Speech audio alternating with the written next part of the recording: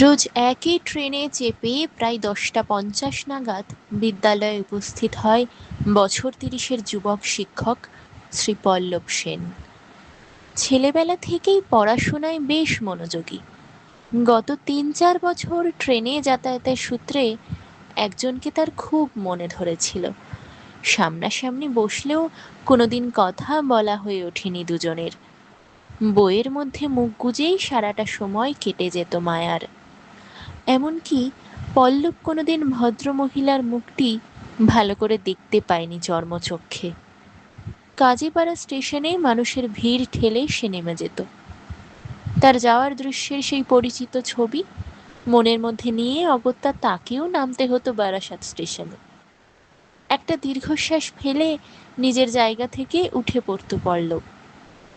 তারপর সেই একই কাজ, প্রত্যেক দিনের মতো হাজারো ভিড়ের গভীরে হারিয়ে যেত তার রঙিন ভাবনাগুলো।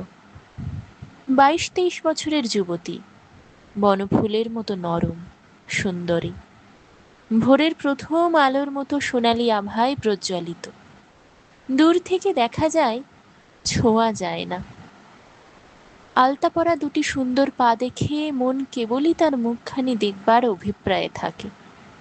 যার চরণ দুটি কোমলের ন্যায় এত সুন্দর, না জানি তার মুখমণ্ডল আরও কত রমণীয় হবে। এই সমস্ত ভাবনা বেশ কয়েকদিন ধরে ব্যতিব্যস্ত করে তুলেছিল পল্লবকে।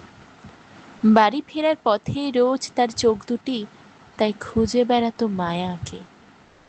কোনোদিন তার দর্শন পেয়ে মনের সুখে তাকে দেখতে দেখতে বাড়ি ফিরত, আবার কোনোদিন এক বুক শূন্যতা নিয়ে ক্লান্ত শরীরে ধীরে ধীরে হাসনাবাদ স্টেশনে নেমে মিলিয়ে যেত অন্ধকারের নিচে।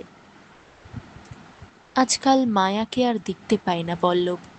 আগের মতো বাঁধা ধরা রুটিন করে আর কেউ বসে না পল্লবের চোখের আগে। রোজ নতুন নতুন মুখ এসে ভিড় করে। চোখ ভিজে যাওয়ার যন্ত্রণা কাউকে শেয়ার করতে পারে না সে। আজ বাড়ি ফেরার পথে চোখটা একটু লেগে এসেছিল তার। স্বপ্নের মাঝে হাজারো মান অভিমানের গণ্ডি পেরিয়ে অবশেষে ট্রেন থামল। চোখ খুলে অন্ধকারের হালকা আলোতে পল্লব দেখে নিঃসঙ্গ একটি হাত হাতড়ে বেড়াচ্ছে তার হারিয়ে যাওয়া অবলম্বন। এই প্রথম মায়াকে হালকা আলোতে মাথা থেকে পা পর্যন্ত দেখল পল্লব। যার স্পর্শ সুখের জন্য পল্লব ভিতরে ভিতরে জ্বলে পুড়ে খাঁক হয়ে যাচ্ছিল, সে আজ তার চোখের সামনে অসহায়ভাবে দাঁড়িয়ে। হালকা আকাশি রঙের টপ পরিহিত সুন্দরী মেয়েটি চমকে উঠল অপরিচিত হাতের স্পর্শে। আমি পল্লব।